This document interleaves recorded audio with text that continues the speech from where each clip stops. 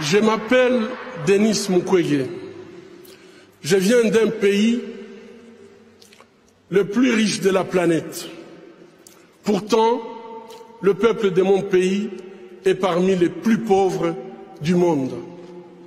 La réalité troublante est que l'abondance de nos ressources naturelles, or, coltan, cobalt et d'autres minerais stratégiques, alimente la guerre, source de la violence extrême et de la pauvreté abjecte en République démocratique du Congo. Nous aimons tous les belles voitures, les bijoux, les gadgets. J'ai moi-même un smartphone.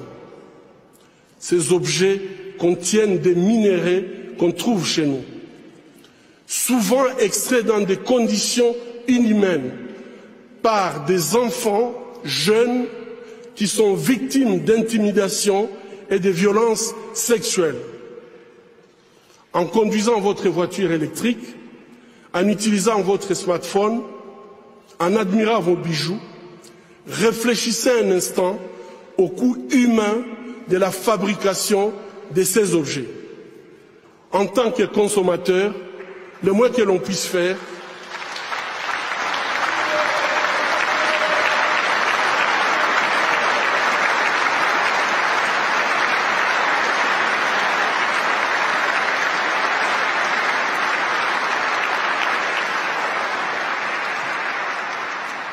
en tant que consommateur, le moins que l'on puisse faire est d'insister que ces produits soient fabriqués dans le respect de la dignité humaine. Fermer les yeux devant les drames, c'est être complice. Ce ne sont pas seulement les auteurs de violences qui sont responsables de leurs crimes, mais aussi ceux qui choisissent de détourner les regards. Mon pays est systématiquement pillé avec la complicité des gens qui prétendent être nos dirigeants. Pillés pour leur pouvoir, pillés pour leurs richesses et leur gloire, pillés aux dépens des millions d'hommes, de femmes et d'enfants, innocents, abandonnés dans une misère externe, tandis que les bénéfices de nos minéraux finissent sur les comptes opaques d'une oligarchie prédatrice.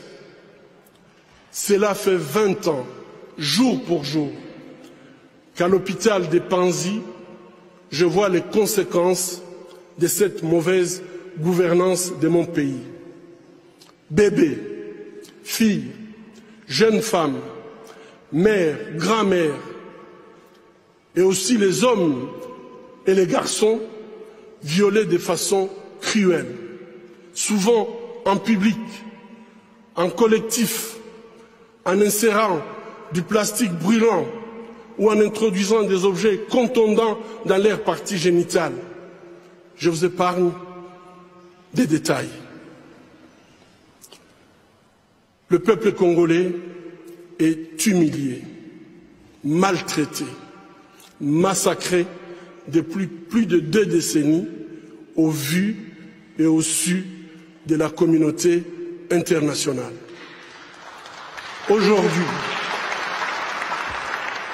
Aujourd'hui, grâce aux nouvelles technologies d'information et de la communication, plus personne ne peut dire « je ne savais pas ». Avec ce prix Nobel de la paix, j'appelle le monde à être témoin et je vous exhorte à vous joindre à nous pour mettre fin à cette souffrance qui fait honte à notre humanité commune. Les habitants de mon pays ont désespérément besoin de la paix.